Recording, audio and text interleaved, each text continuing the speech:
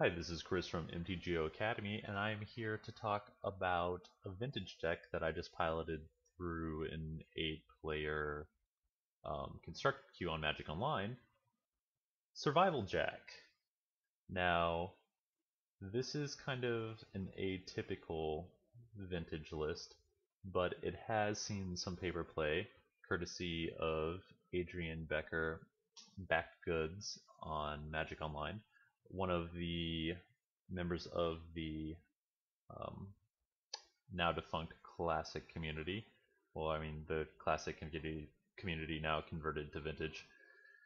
And he took a list that AJ and myself, AJ is PlanetWalls for those of you that don't know, had been messing around with in the Classic daily events in our attempt to win a challenge to play Survival of the Fittest and Squee Goblin the Bob in a deck to a 4-0 finish, which I don't believe either of us ever did, although once AJ was pretty close. Anyway, Adrian took the Orcish Lumberjack deck and updated it for Vintage.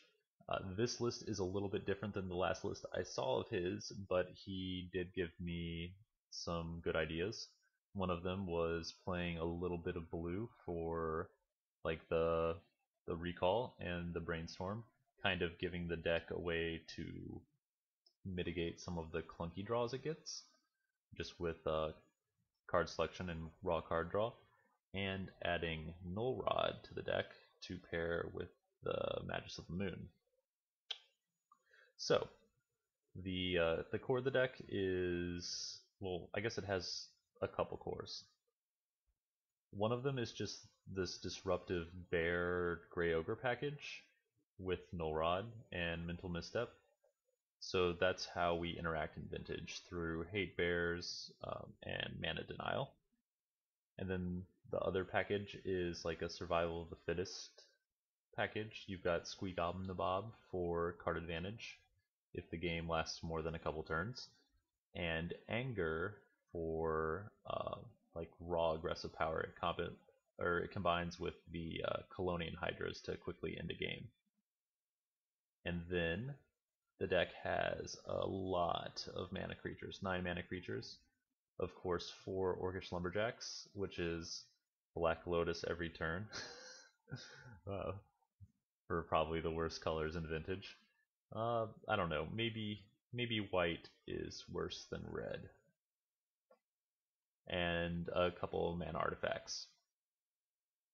This deck has white in it, which the other version didn't have, mostly for Gaddock Teeg and a new card from Journey of the Gods, Aegis of the Gods, which helps against lots of combo decks in the format. It also will protect against some of the targeted discard, which can be nice. And the Hate Bears are pretty much split up to deal with various matches. These are like the proactive Hate Bears, and these are the reactive. I guess the Magus of the Moon is kind of proactive, since you play it and then they can't cast anything. But Eidolon, Aegis, and Gaddock Teeg are there to make it harder to cast spells, impossible to cast some spells, or add a real cost to casting spells, like with Storm decks. And I haven't had a chance to test this against Storm, but like these two little enchantment creatures seem like they give the deck a lot of oomph that it didn't have basically a couple months ago. Then you get Scavenging Ooze.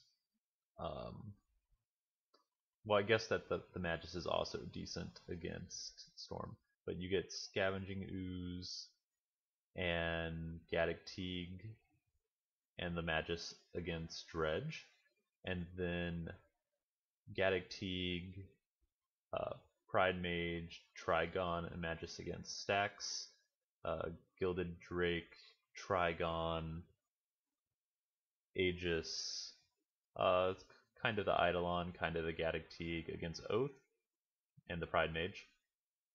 So there's just a lot of interaction that you can do with the top vintage decks here. And when you're playing against a deck that is somewhat fair, you can just cast a gigantic creature that hopefully they are not prepared for, and also screw with their mana. A couple missteps. Pretty much every deck but Stacks has 1-drops, and even it has a couple from time to time. So the missteps help fight, and importantly, they help protect your own 1-drops from missteps.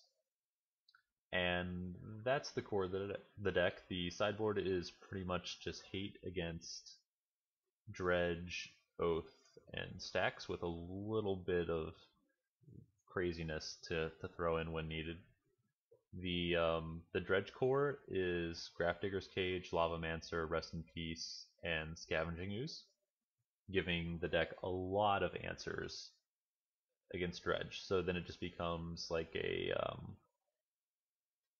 disruption versus answers and speed game, but you can interact a lot more. This deck has a pretty tough time game 1, so that's why there's so many answers game 2 against Dredge. The Grafdigger's Cages coming against Oath, along with like the additional Stormbreath Dragon and sometimes Ingot Chures.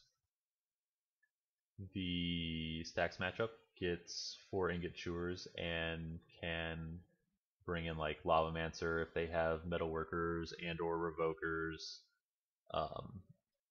Can bring in Stormbreath Dragon to speed up the game a little and give you a creature that they can't interact with on the ground. And Caldera Hellion, like if they have an Affinity Workshop build, a decent amount of little tweaks that can be made against the Mercer's Workshop decks. And then the deck is just rounded out by an additional Stormbreath Dragon to bring in against like Source of Plowshares decks, Jace decks, decks where you need a little more speed. The Ooze when you just want to be in creature battles more, or if they have like obviously some graveyard synergy, but maybe not so much that you want to bring in like Grafdigger's Cage or Rest in Peace. The Lavamancer is great against other fish decks, as is the Caldera Hellion, which is something that really probably will never be expected. Unfortunately, the deck is cold to Force of Wills, so if they want to say no, they can. But it has a lot of threats and a lot of power, but most importantly is a blast to play. So watch me pilot it through these 3 rounds and try it out for yourself if you have power on Moto. It's great.